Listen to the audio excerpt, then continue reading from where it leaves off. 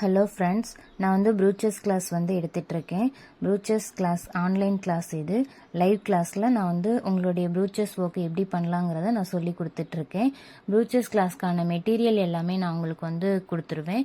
கிட்டு வந்து உங்களுக்கு ரீச் ஆனதும் கிளாஸ் வந்து ஜாயின்ட் ஆகிற மாதிரி இருக்கும். May 2 வந்து நெக்ஸ்ட் பேட்ச் கிளாஸ் வந்து ஸ்டார்ட் ஆகுது.